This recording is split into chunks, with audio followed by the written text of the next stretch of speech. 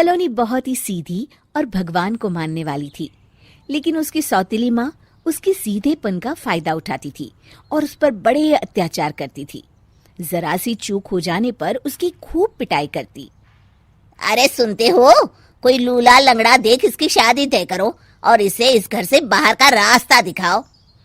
सलोनी के पिता जानते थे कि मीना एक चांडाल औरत है, इसलिए वो एक अच्छा घर देख सलोनी की शादी कर देते हैं।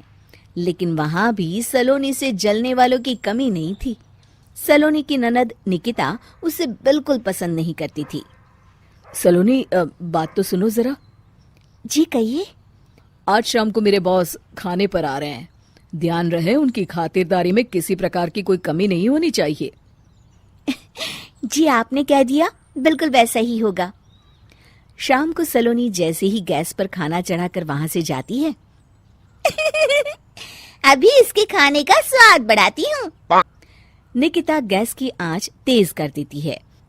थोड़ी देर में देखते ही देखते सारा खाना जल जाता है और पूरे रसोई घर में चारों तरफ धुआं फैल जाता है। अब आएगा मजा। माँ जल्दी आओ, यहाँ देखो सलोनी ने किचन में आग लगा दी। अरे तेरा सत्यानाश हो, कल मुही तूने ये क्या कर दिया?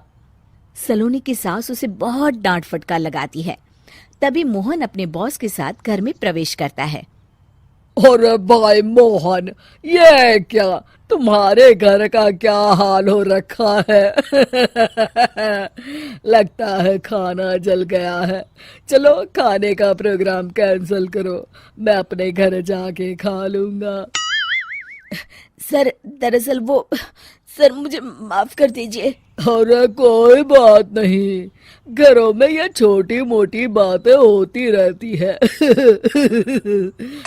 मैं समझ सकता हूँ, फिक्र मत करो, मैं नाराज नहीं हूँ और इस बात का तुम्हारे प्रमोशन पर भी कोई असर नहीं पड़ेगा। चलो अब चलता हूँ मैं। बॉस के जाते ही मोहन सलोनी पर भड़क उठता है और उसे खूब खरी खोटी सुनाता है।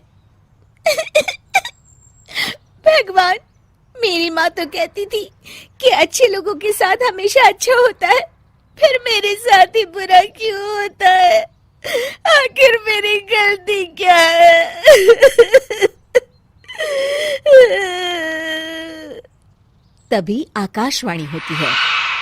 बेटी, अब तुम्हें कोई दुख नहीं दे पाएगा।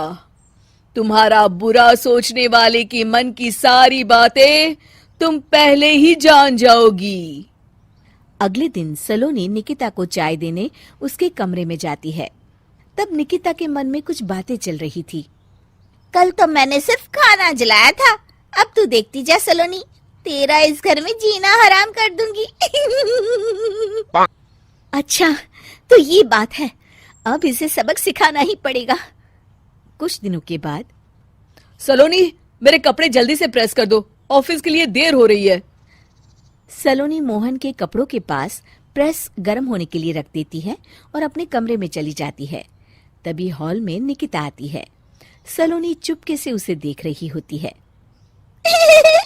आज अगर मैंने ये कपड़े जला दिए तब तो पक्का मेरा भाई इस सलोनी की बच्ची को धक्के मार के घर से बाहर निकाल देगा। अरे तू क्या मुझे निकलवाएगी?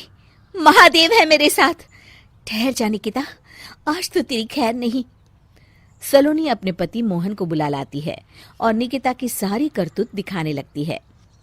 निकिता गर्म प्रेस मोहन के कपड़ों पर रखकर अपने कमरे में चली जाती है। मेरी बहन इतनी बड़ी चालबाज निकलेगी, मैंने तो सोचा ही नहीं था। मुझे माफ कर दो सलोनी, मैं तुम्हें गलत समझ रहा था। मोहन निकिता को बुलाकर उसे खूब डांट फटकार लगाता है। उस दिन के बाद से सलोनी की जिंदगी पूरी तरह बदल जाती है। सलोनी हर किसी के मन की बात सुन लेती थी। दूसरी तरफ निकिता का कोई भी दांव सलोनी पर नहीं चलता था और आखिरकार वो भी सलोनी के आगे घुटने टेक देती है। फिर एक दिन सलोनी की सास की सहेली ममता अपनी बहू कविता के साथ वहां आती है। कविता मन ही मन कहती है, अरे ये बुढ़िया पागल है जो मुझे यहाँ लेके आ गई। कहाँ मैं अपनी किटी पार्टी छोड़ के इसके साथ यहाँ मरने आ गई। पता नहीं कब तक इसे झेलना पड़ेगा। अरे ये जल्दी मरे और इसकी सारी जायदाद मेरे नाम हो जाए। सलोनी कविता की सारी बातें सुन लेती है। अरे कविता, तुम अपनी सास की जायदाद के लिए उन्हें झेल रही हो और उनके मरने का इंतजार कर रही हो। ये तो गलत बात है। सलोनी की बात सुनकर कविता बिना देर किए कहती है, अरे ये तुमने कैसे सुन लिया? ये सारी बातें तो मैं अपने मन से बोल रही थी। तुमने कैसे सुन लिया? बस फिर क्या था, ये सुनते ही कविता के बगल में बैठी उसकी सास उसकी चोटी पकड़ लेती है।